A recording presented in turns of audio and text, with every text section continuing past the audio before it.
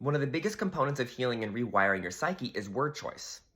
So, particularly for the ego identifies as its thoughts, its feelings, and its emotions, meaning our experience of ourselves become who we think we are. And we also project that. We think someone's behavior and their thoughts and their emotions are who they are. They only represent consciousness. And that's why you don't want to say it's my thoughts, my emotions, or their thoughts and their emotions.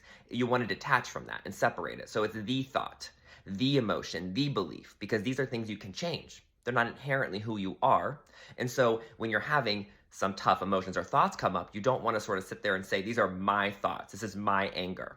This is my shame. This is my guilt. No, it's the shame, the guilt, the anger, the fear. And you want to separate it because you want to rewire it. So you don't want to own it and possess it and say it's yours.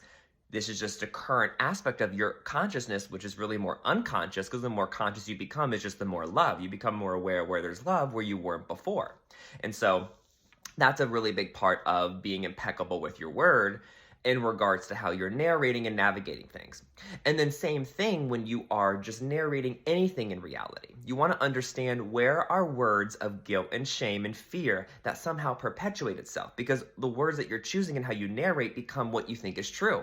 So when you're using words like should, could, would, that's all shame. That's all guilt, because you're saying there was a better option and whatever option you made was mistaken and it wasn't the right one. But even if you made the mistake, it was the right one because it led you to realizing you made a mistake, which is the right thing. To gain awareness, you have to see where you unaware of. And so to shame yourself is also the ego going back, and even though you're enlightening yourself and gaining awareness, it's going to hold on. So it's going to say, oh, I could have done this differently. I should have done this differently. I realize I made a mistake.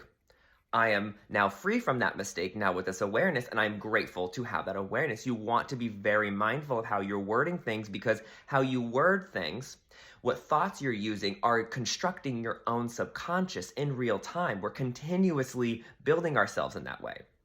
And so you want to be very mindful of word choice. Even when you're talking to someone in passing, it doesn't matter. Make sure you're having word choices of love and not sort of any words that could represent guilt, shame, and fear, and be very mindful of how those softer versions of the ego's attacks come out.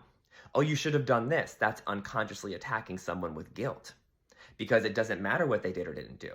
The mistake now is clear, and that's the beauty. But the ego won't see it that way. It's going to find some way to integrate and incorporate some kind of guilt, shame, and fear. So above all else, Don Miguel's book, The Four Agreements, the number one thing was to be impeccable with your word. Every single word choice is a choice, and it represents a subconscious belief.